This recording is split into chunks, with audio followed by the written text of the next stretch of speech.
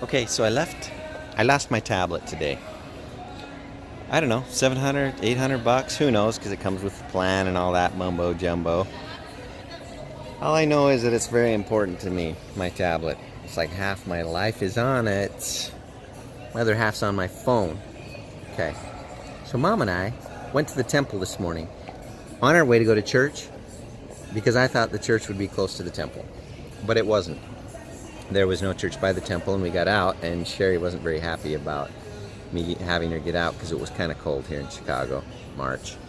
And she kind of walked on around the side of the temple, and I started taking pictures, videoing. I set all my stuff down on a lamppost and started taking pictures. Well, before you knew it, she was over ordering an Uber to get us to church. So that was good. That's why we went there in the first place. Except that, anyway, we got to see the temple. So we went to church, came back to the Hyatt, the hotel, beautiful that it is. And when we got back, I realized I didn't have my tablet. And I thought, dang, I think I left it right down there.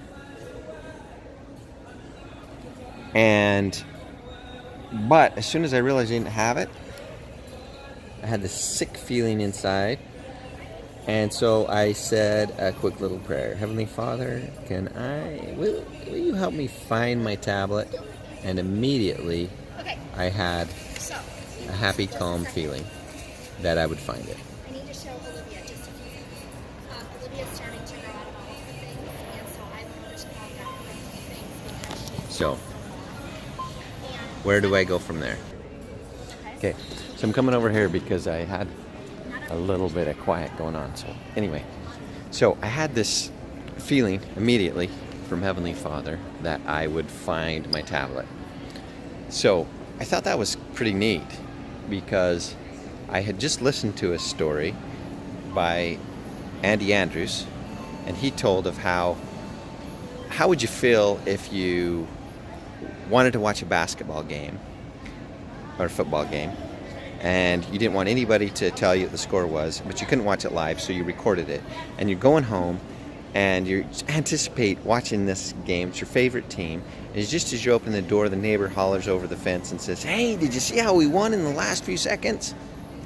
Okay, well, when you go in, you're still going to watch that game because you wanted to watch it, but you don't watch it quite the same way, do you?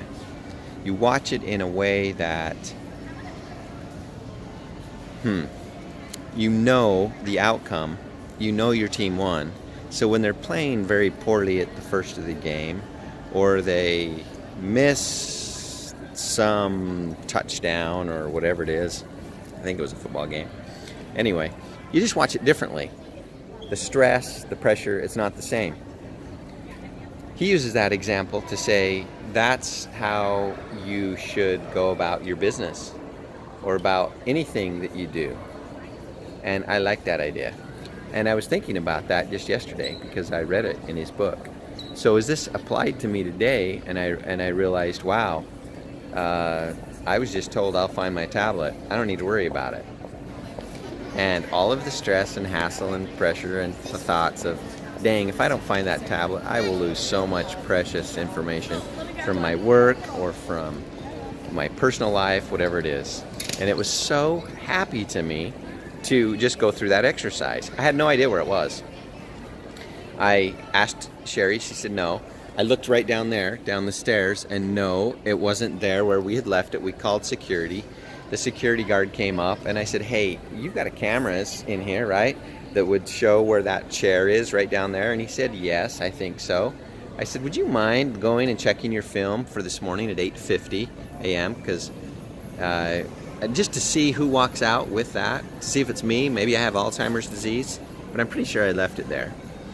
And he comes back and says, well, you were right on the time, but you were the one who walked out with it. And I said, oh, brother, so I guess maybe I do have Alzheimer's disease.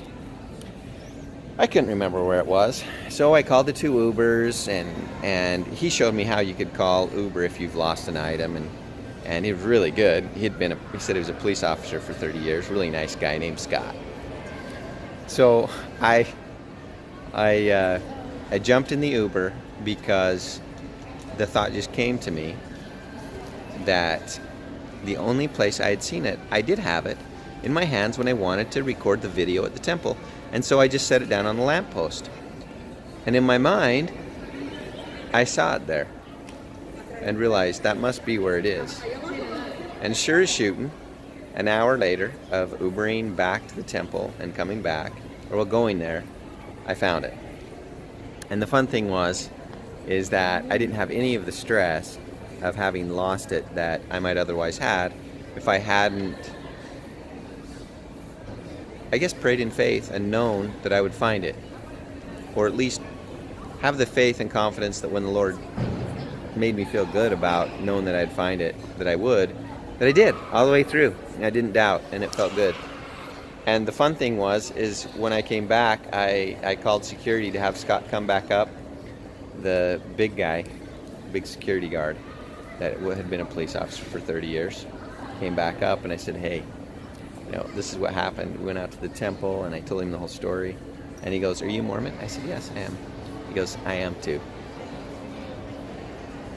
Made me feel good. Made him feel good that I found it.